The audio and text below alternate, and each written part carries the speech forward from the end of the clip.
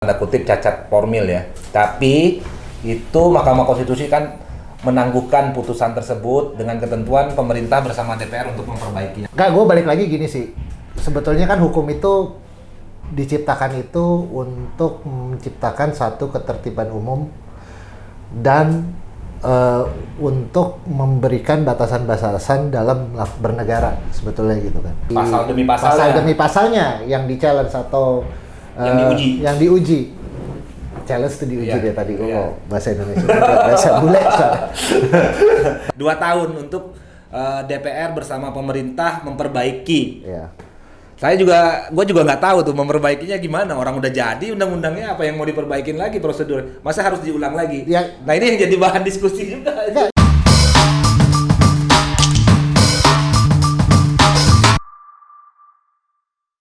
Oke, kembali lagi ke channel The Brick Talk. Hari ini gue bersama Pak Damba mau bahas mengenai uji material terhadap Undang-Undang Cipta Kerja yang baru diputus Mahkamah Konstitusi. Tapi sebelumnya subscribe dulu. Ya iya, sebelum tonton jangan lupa subscribe sama like, terus komentar. Oke, kita hari ini mau bahas ini Bang ya. Bahas tentang Undang-Undang Cipta Kerja. Kemarin Mahkamah Konstitusi baru mengeluarkan putusan tentang Undang-Undang Cipta Kerja. Ini pertama kali Mahkamah Konstitusi menguji tentang formalitas undang-undang. Kan biasanya kan materialnya, sekarang formalitas dari undang-undang, yaitu dalam tanda kutip cacat formil ya. Tapi itu Mahkamah Konstitusi kan menangguhkan putusan tersebut dengan ketentuan pemerintah bersama DPR untuk memperbaikinya dulu. Menurut lu gimana nih Bang? Kalau dia benar-benar inkonstitusional ya terhadap Undang-Undang Dasar. Ya, enggak, gue balik lagi gini sih. Sebetulnya kan hukum itu diciptakan itu untuk menciptakan satu ketertiban umum dan untuk memberikan batasan-batasan dalam bernegara, sebetulnya gitu kan. Kalau balik lagi, kalau misalnya kita ngomongin Mahkamah Konstitusi, sebetulnya satu peraturan perundangan itu bisa di-challenge atau bisa dicoba untuk gimana caranya, untuk dipertanyakan melalui satu mekanisme yang namanya Mahkamah Agung di dalam rangka judicial review atau Mahkamah Konstitusi. Tapi esensi dari Mahkamah Konstitusi itu adalah bahwa Mahkamah Konstitusi itu harusnya putusan-putusan atau ketentuan perundangan yang bertentangan dengan ground norm kita, yaitu Undang-Undang Dasar. Materialnya ya? Materialnya. Dalam arti gini, dalam materi itu ada tidak yang bertentangan dengan Undang-Undang Dasar. Contoh, kebebasan berserikat. Pasal-pasal mana yang bertentangan? Iya kan? Kan balik, kalau misalnya kita ngomongin soal teori Hans Kelsen, Stephen Bow teori, sebetulnya disitulah fungsi Mahkamah Konstitusi untuk menjaga bahwa putusan yang spesialis itu, lex specialis derogat lex generalis itu tidak boleh bertentangan dengan putusan yang lebih general atau yang lebih tinggi. Nah, kalau kita udah ngomongin formal, akhirnya gue ngomongnya jadi politis semuanya. Kalau gue kok ngerasanya gitu ya, kalau lu gimana ya? Ya ini sebenarnya udah melangkahi kewenangan. Kalau menurut gue memang Mahkamah Konstitusi salah satunya udah melangkahi kewenangannya, harusnya hanya menguji material terhadap isi undang-undang. Sekarang menurut dia meriksa formilnya. Ini kan sebenarnya salah satu sisi dia telah melampaui kewenangannya. Kalau menurut gua, yang satu lagu sisi dia membuat terobosan hukum juga, bisa membuat menguji formilnya ya. Masalah diterima atau enggak di masyarakat atau masyarakat umum pada umumnya ya tinggal coba didiskusikan lagi, nanti mungkin bisa diuji dengan orang para ahli ahli hukumnya. Justru kalau menurut gua, putusan dari Mahkamah Konstitusi atau dengan Mahkamah Konstitusi menerima gugatan itu dan memeriksanya secara formil, menurut gue justru itu bertentangan dengan semangat dari hukum itu sendiri, yaitu ketertiban umum. Karena kenapa? Justru dengan Mahkamah Konstitusi memeriksa formilnya, maka sisi eksekutif itu jadi tidak memiliki kepastian hukum. Eksekutif dan legislatifnya ya? Iya, eksekutif dan legislatif. Iya. Ya itu salah satunya pertimbangan kan. Mungkin sisi jeleknya menurut gua ya itu tadi. Jadi Mahkamah Konstitusi mengambil kewenangan dari eksekutif dan eksekutif dan legislatif ya. pemerintah dan DPR RI. Itu Ya. yang diambil sama dia kewenangan untuk membentuk undang-undang. Harusnya kan dia memeriksanya yang pasal demi pasalnya aja. Ini tapi kan kewenangan untuk prosedur dalam pembuatan undang-undangnya yang justru diperiksa sama Mahkamah Konstitusi. Dan jadi untuk menjelaskan pada teman-teman bedanya sisi formil dan material itu adalah kalau yang diperiksa material artinya isi dari undang-undangnya, teman-teman. Ya. Bahasa sederhananya begitu ya. Ya, jadi isinya misalnya undang-undang tentang pornografi yang di pasal demi pasalnya yang di-challenge atau yang diuji. Challenge itu diuji dia tadi. Bahasa Indonesia. Bahasa bule. Tapi kalau kita ngomongin formilnya, prosedur pembuatannya misalnya yang bikin undang-undang bukan legislatif atau tidak memenuhi prosedur dalam pembentukan peraturan perundang-undangan ada syarat prosedurnya, nanti ada salah satunya uji akademis, terus rapat pendapat segala macam, banyak lah, ada memang udah ditentuin undang-undang. Betul. Nah, jadi kalau memang seperti itu harusnya menurut gue sendiri sebetulnya dengan Mahkamah Konstitusi membuat putusan seperti ini, artinya mereka meragukan atau bukan meragukan, membuat marwah dari si legislatif itu yang harusnya pembuat undang-undang, walaupun memenuhi syarat-syarat atau tidak dipenuhi syarat-syarat formil, menjadi tidak pasti gitu. Yes. Karena gini, Undang-Undang Cipta Kerja itu memang kalau kita ngomongin secara prematur, bisa dibilang prematur. Untuk menciptakan undang-undang pun nggak mudah. Yes. Bahkan dulu ada istilah panjang. Iya, bahkan dulu ada istilah bahwa hukum itu berjalan tertati-tati di belakang ekonomi berjalan, gitu. Di tengah kemajuan teknologi, apalagi sekarang ya kemajuan teknologi, di tengah kemajuan teknologi terus kemudian hukumnya itu harus memenuhi syarat formil yang begitu banyak. Kemudian muncul satu hukum yang sebetulnya dibuat pemerintah untuk mengikuti perkembangan zaman, dan selain perkembangan zaman, kebutuhan negara loh. Iya. Akan ekonomi, investasi. Makanya makanya gue bilang bahwa sebetulnya undang-undang itu dibuat itu walaupun banyak kekurangannya, tapi tujuan undang-undang dibuat itu adalah untuk mengatur. Yes. Untuk mengatur agar kehidupan bernegara itu lebih baik. Termasuk ekonomi di dalamnya, ekonomi, terus kemudian stabilitas, ya kan. Makanya kita sekarang jadi ngeri-ngeri juga gitu. Dan wibawa pemerintah juga pada akhirnya sama DPR juga jadi ini. Ya sama lah kayak dulu Pak Jokowi mau memangkas semua perda dan lain-lain, kan tujuannya baik sebenarnya.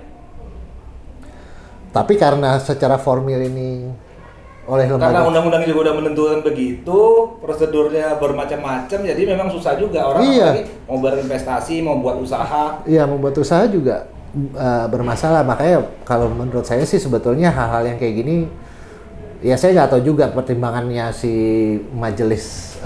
Tapi ini catatan juga nih, majelis Mahkamah Konstitusi ada dissenting opinion, jadi perbedaan pendapat, 5 setuju, 4 enggak ya. Iya.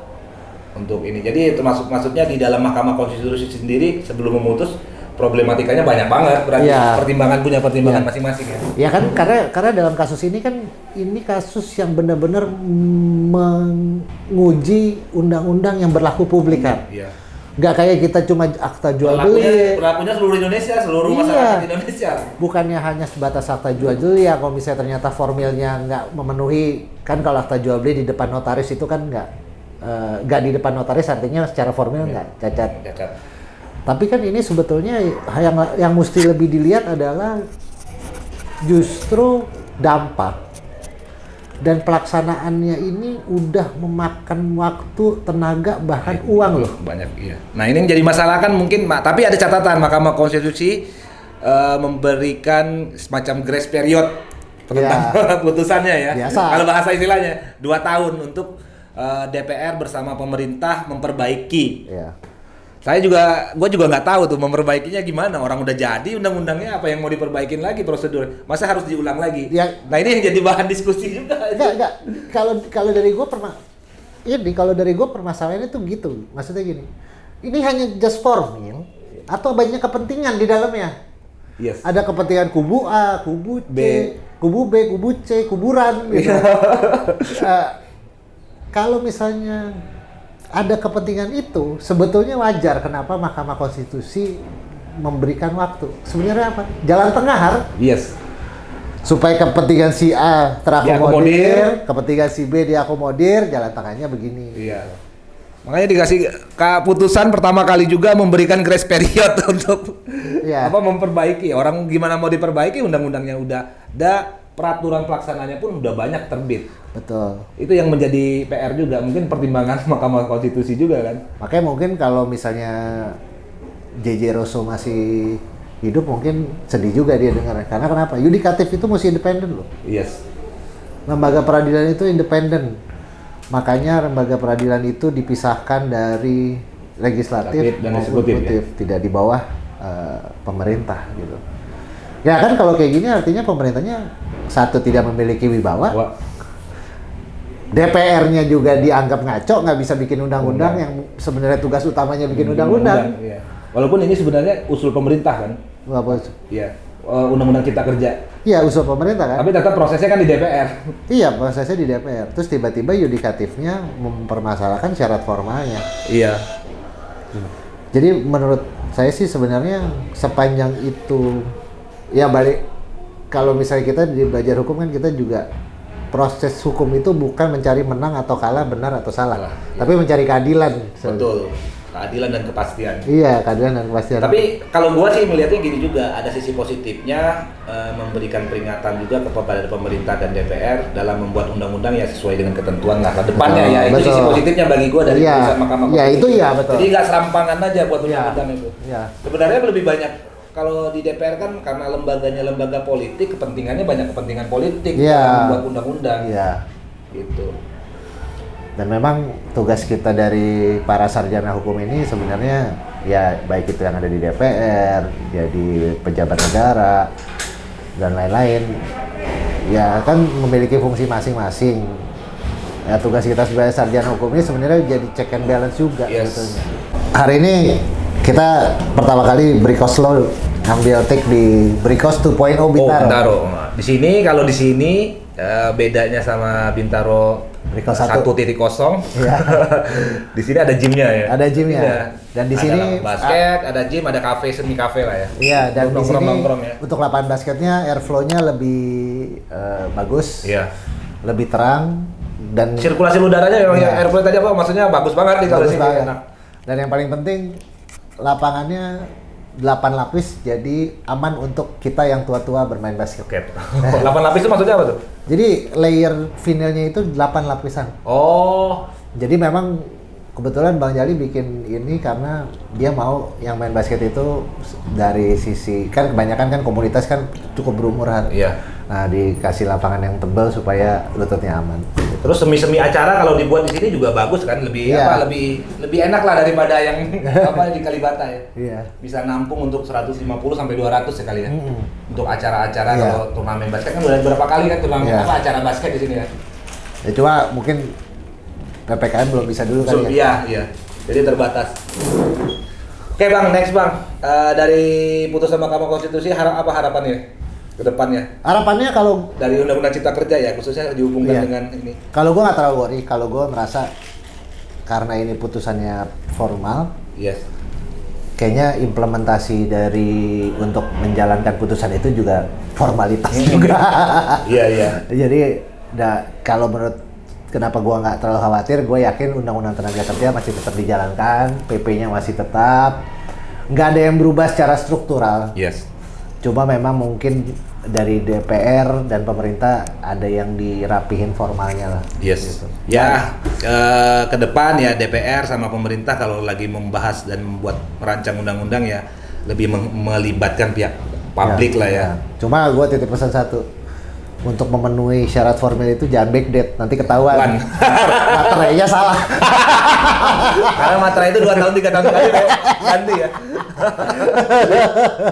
Tapi putusan ini akan menjadi menarik untuk beberapa hari, minggu, bulan, tahun ke depan karena putusan ini putusan yang sangat fenomenal menurut gua, bakal menjadi yang menarik untuk didiskusikan, Ya. untuk dianalisa, untuk dikaji ulang lah Ya. putusannya ya. Ya sambil sebetulnya memberikan kesempatan bahwa implementasi PP yang kira-kira ternyata susah Yes. untuk diimplementasikan atau ternyata ada merugikan sebagian besar mayoritas yang mungkin bisa direview lagi ya untuk Yes. PP-nya ya. Iya. Karena kalau saya pelajari Undang-Undang Cipta Kerja sih sebenarnya itu sangat general sebetulnya. Memang bergantungnya kepada PP-nya. Karena ya teknisnya dia lebih banyak di PP. Iya. Undang-undangnya kan cuma umum-umum aja Iya, ya. makanya waktu dulu kan pada saat Omnibus Law keluar kan banyak demo dan lain-lain sebenarnya mereka nggak baca. Makanya kalau kita lihat lagi apalagi yang Omnibus Law yang tentang Undang-Undang Tenaga Kerja sebenarnya perbedaannya nggak terlalu jauh. Dia memang ada kayak Omnibus Law yang tentang Undang-Undang Cipta Kerja tentang tenaga kerjaan. Ada beberapa yang diatur dalam undang-undang. Sekarang nggak diatur di undang-undang, lebih diatur kepada PP. Ya. Mungkin biar bisa pemerintahnya juga bisa, kalau PP kan lebih cepat dirubah Iya, daripada undang-undang betul. gitu. Iya, benar. PP kalau lebih cepat dirubah untuk teknis ya. Iya. Bisa mengikuti perkembangan zaman Iya. lebih cepat lah. Ya. Gitu. Tapi tetap acuannya kepada si Lex Generalis tadi si yang umum. undang-undangnya. Oke Bang, thank you. Thank you Har. Gimana Yo, kopinya, rasa kopi? Enak banget, rasa kopi pakai gula aren lagi nih. Ada susunya lagi. Kopi lewat.